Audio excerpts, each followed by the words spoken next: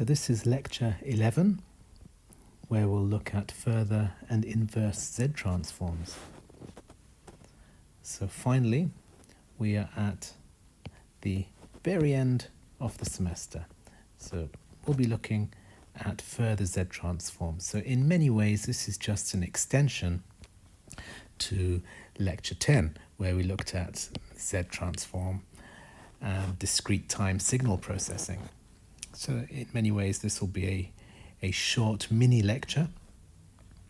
And I'm actually recording this lecture on the 13th of December. So just so that I make sure that you have all the material before you go home for Christmas. So the contents of lectures 10 and 11 will be examined or will be tested on your class test when you come back on the 4th of January. So this will be your first day back on the 4th of January. That's your next class test. So make sure you're aware of that. I will send a reminder, but make sure you're aware that 11 o'clock on Monday the 4th, that's your final class test. And we will have time for one final session where we will look at preparation for the exam. So in lecture 10, we spoke about the Z transform, and we said that that was how we processed signals that were discrete in time, and we introduced the idea of h of z as a transfer function, or the Z transform of an impulse response. So your time domain impulse response and your frequency domain transfer function. And we defined h of z as y of z divided by x of z. So all of this was in lecture 10. This lecture, we're not going to add much to that. We'll add something called the region of convergence, just for completion.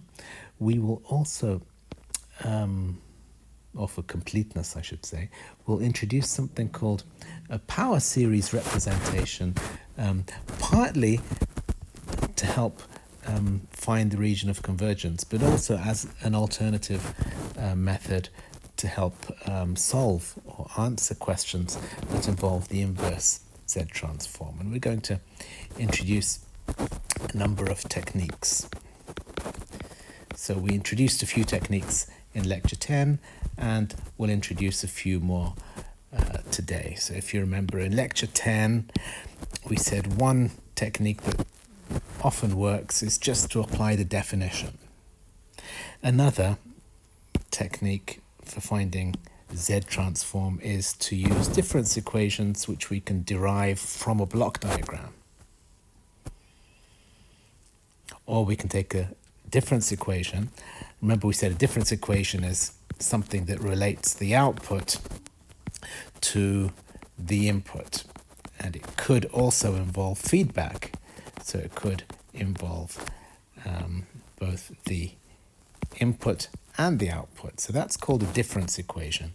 And from the difference equation, we can extract the Z transform of each term, and then we can rearrange that to find the transfer function. And we did look at one example where we found the transfer function from a block diagram. And we'll look at that again today, but we'll also look at possibility of using power series, of using partial fractions, and of course of using the Z transform table. So we'll look at 4 or 5 examples today, and in the problem sheet there'll be many, many more. So again, just as a summary, in lecture 9 we looked at continuous time systems. In lecture 10 we looked at discrete time systems. So this was lecture 9, and this is lecture 10. And we saw that the Z transform is the discrete time equivalent of the Laplace transform. and we defined the transfer function in frequency, both discrete and continuous. And there we have the corresponding transforms. We've got the Z transform there and the Laplace transform there. And we made the distinction that here we start from n equals 0 because it's what we call the unilateral Z transform. And that's what we'll be looking at in this module. A bilateral Z transform would start from n equals minus infinity all the way to infinity. Okay, another bit of revision. We said last lecture that if there's a one sample delay in x, that's the equivalent of multiplying the Z transform by Z to the minus 1. And if there's a second, or a sample, not second, a sample delay, then it's the equivalent of multiplying by Z to the minus a. So that's your delay. So this is, if you like, the time shift property of the Z transform. So that means rather than putting a t to indicate a one sample delay in our block diagram, if we're using frequency domain representation, x of z, we can simply write z to the minus 1. That means a one sample delay. Z to the minus 2 would be a two sample delay, etc. Okay, so nothing new there. So this is the inverse Z transform. So just like we introduced the Fourier transform, we introduced its inverse. We introduced the Laplace transform and its inverse, and this is the Z transform and its inverse. Now we use the inverse Fourier transform extensively. The inverse Laplace transform we relied on the table, and for the inverse Z transform we will rely on the table. So we won't be using this integration, so don't worry about that. I'm just mentioning it to you so you know what it looks like, but it's really too complex to be covered in this module. So we will be using the inverse Z transform, but we'll be using a table to do that. And the inverse Z transform will take you back to the time domain once you've moved to the Z domain. Now, one thing we didn't mention last lecture was this idea of a region of convergence. A region of convergence represents the values of Z for which the Z transform exists. So in lecture 10, we just said, this is the Z transform. But we didn't specify whether or not what we were defining here as our summation, whether it actually converged, whether it actually, so when the modulus is less than infinity, that means it's converging. And it has to converge to exist. Okay, so this is a criterion. So for this to exist, there exists a range of values of Z. That range of values of Z we call the region of convergence. Now you don't have to worry too much about that. All you need to know is what that region of convergence is. Just so that when you make a statement about the Z transform or inverse Z transform of something, you need to clarify that Z lies within a certain region of convergence. And let me explain why that's the case.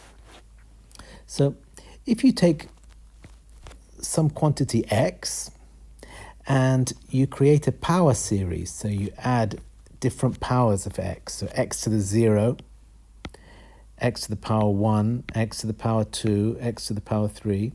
If you do that for an infinite number of powers, so from 0 to infinity, then provided that x is between -1 and 1, so the absolute value of x is less than 1, we can rewrite that as 1 over 1 minus x. So this is our power series. Okay, That's your power series, but you can write the power series as a fraction, 1 over 1 minus x, provided x is less than 1. Now, if instead of having x, you had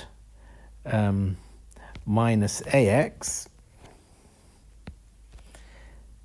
then the same applies. Provided ax is less than 1,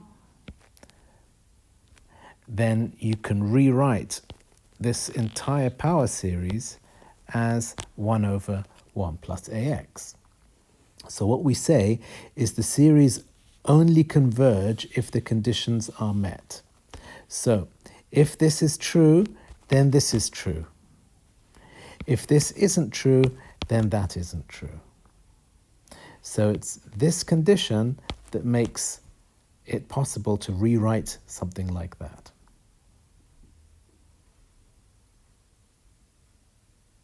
So this is the criterion. Now I'm going to rewrite the Z transform, which is essentially a power series. I'm going to try to rewrite it like that and then specify a region of convergence. So here it's doing the same in the form of a question. Find the region of convergence. We have some signal, a to the power n, u of n, and a is less than 1 in this case. Now, if we apply the definition of x of z, so this is just a standard Z transform definition, and if we take that and put it in there, you end up with that. Now, if you notice this n and this n are the same, you can simply write that as az to the minus 1 all to the power n. And that is your power series, isn't it? It's 1 minus az minus az, or az to the minus 1, az to the minus 1 squared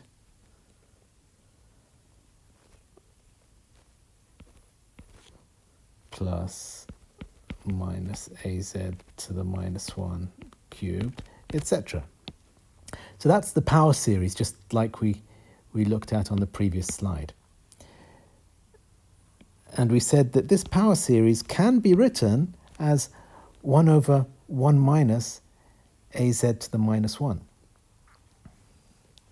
Because just like it was 1 over 1 minus ax, provided that ax is less than 1. In the same way, we can write this as 1 over 1 minus az to the minus 1, because that's your ax. And if you multiply that times z over z, that'll give you z over z minus a. So that's a neat way of writing it, but we still haven't specified what's the region of convergence, what's the criteria, what is the condition that makes it possible to write this like that. And the condition was that ax less than 1. So in this case, we'll have to say az to the minus 1 is less than 1. That's like saying a over z is less than 1, or z is greater than a. So we've just determined that the region of convergence is for z greater than a. So if you, here you have a complex plane. So you've got the real axis and the imaginary axis. It's called the z-plane. Here you have a pole at z equals a, and you have your unit circle at z equals 1. The region of convergence, the ROC, is everything where z is greater than a.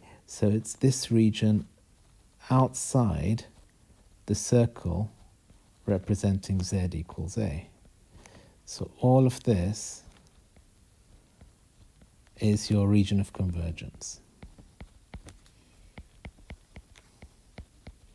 So that's why it was shaded in grey. So the region of convergence is everything outside this circle. So this is the region of convergence. Okay, so for values inside the circle, for values in here, this summation would no longer apply, and therefore the Z transform would not exist. Okay, so if the question actually asks for the region of convergence, this would be the answer. If the question was simply to find the Z transform, you would still need to find the region of convergence. Okay, so this is the kind of table you'd expect to be given in a problem sheet or in your exam, and again, it's similar to what you saw when you looked at Laplace. So you've got unit impulse, unit step, you've got discrete ramp, and again, you'll notice sometimes you have negative powers in the denominator. We try to avoid that, and we write it like that. But both are acceptable. So you don't need to memorize this table, obviously. The table will be given to you. Now, some questions can be answered using the table. Sometimes a little bit of manipulation is needed. So if you have an expression with a numerator and a denominator, sometimes what you're looking for isn't in the table, because in the table you often have very simple numerators. You don't always have the expressions that you might have here. So when we were looking at Laplace transforms, we tried to simplify these, and sometimes that involved breaking our fraction down into simpler fractions. That's where we looked at partial fractions. So that's one thing we'll be looking at today as well. So partial fractions is one technique we can use to simplify our expressions in the Z domain if we want to transfer them or to transform them back into the time domain. Okay, a few more examples. I said there are 5 examples we're looking at today. So, for example, if you had this expression here, now there's nothing in the Z transform table that looks exactly like this. So what we want to do is to split this into 2. If we can split this into something over Z plus 1 and something over Z minus 1, we can find each of these in the Z transform tables. So we use that technique called partial fractions. So it's an algebraic technique you can follow there, but you end up with 2 constants, half and minus half. So that allows us to take the half constant and then use this expression from the Z transform table, and then that allows us to write this as the sum of 2 power series. 1 to the power n u of n minus 1 to the power n u of n. And if you take u of n constant, and if you see that 1 to the power n is always going to be 1, then you can write this as such. So that's your time domain expression. So if you wanted to, you could plot this. The question might have said calculate, or it could have said plot, and you could sketch that really easily. So that's one example. Another example, this time what we're given is a series. We're given a power series in the time domain, or in the frequency domain, and we're asked for the time domain expressions. What we're actually being asked for is the inverse Z transform. And there are different ways of doing this, but if you look carefully, if you can notice that these are powers of 4 divided by powers of 10, so if you notice that that is 4 over 10, and if you notice that that is 4 over 10 squared, and if you notice that that's 4 over 10 cubed, then you can say, well, this is just 4 over 10 to the power n. And if you see that there's a delay of 1 sample, a delay of 2 samples, a delay of 3 samples, you can just apply the definition backwards and say, well, that's your first sample, that's got to be your second sample, that's got to be your third sample, and that's got to be your nth sample. Let's say you didn't notice that. Let's say that didn't occur to you. If that didn't occur to you, that's okay. You just won't be able to include that. You'll just say, that's my answer. And I guess for a question like that, that will probably be just about acceptable. Okay, so what we've done here is we've applied the definition, but we've applied it backwards to take our signal from the Z domain to the N domain. Okay, here again we're given, or this is the opposite scenario. Here we're given a signal in the Z domain and we're asked, no, in the N domain, sorry. No, yes. We're asked to find x of n from x of z, so same thing. But this time what we're given is a fraction, z over z plus 1. You could look it up in the table, but let's say we didn't do that. Let's say we decided to take this and to apply the binomial expansion. Binomial expansion will apply obviously to the denominator. So what you're looking at is the denominator. So if you rewrite z over z plus 1 as 1 over 1 plus z to the minus 1, then what you've got is 1 plus z to the minus 1 to the minus 1. And that is ready to apply or to be written as a binomial expansion. And if you write that as a binomial expansion, you can notice that what you have is increasing delays there, and therefore you can take the coefficients 1, minus 1, 1, minus 1, and you can say, well, that's my time domain signal. You might want to simplify that even further and say, well, that's just alternating positive, negative, so you can write that as minus 1 to the power n times u of n.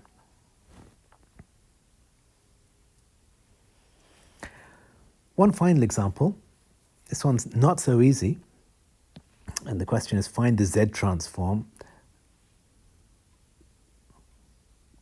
No, find the inverse Z transform of this transfer function. So the question is find h of n given h of z. So we have the Z domain representation, and we're being asked for the time domain representation. So if you find that in the table, then you're lucky. If you don't, we need somehow to simplify this. And there's a couple of ways of doing that. So I've answered it both ways here, but I'll leave you to follow that yourself. So we can either use a series expansion or partial fractions. Okay, I say do this yourself, but I've actually included the answers in the following 2 slides. Okay, and this is the answer, the impulse response can either be written like that or more elegantly like that. Now, you could argue that that's less elegant than that, and you might have a point, but this is, if you like, a closed form. It's a deterministic solution. This is the mathematical expression, whereas that isn't. So I'll just show you briefly, this is how I did it. So here I used a power series, and here I used partial fractions. As it happens, I ended up with complex coefficients, but in the end, I still managed to get the same answer. So I'll let you follow through that. You can see the detail in the pencast. I just wanted to clarify that there are 4 or 5 different ways of carrying out the inverse Z transform. So that brings us right to the very end of our lecture series. So we've started from signal classification through to signal operations, Fourier series. We finished speaking about continuous time signals. We spoke about sampling and discrete time signals. Then we introduced system classification. We spoke about discrete time and continuous time systems. We spoke about the impulse response and transfer function. All of this should really prepare you well for modules such as instrumentation and control, which you're taking this semester and hopefully next semester as well. It should help you looking at advanced signal processing next year. It should help you as you look at communication systems. So not all of you will be studying communication systems, but this will be a second semester module. There's also digital communications in your third year. There's also image processing and robotics and other modules, all of which rely pretty heavily on the concept that we've studied in this module. So I've tried not to go into any particular topic in too much depth so that we can cover everything to a sufficient level where you understand the concepts in a way that you can apply to other modules. So that's the end of our 11 lecture series. I really enjoyed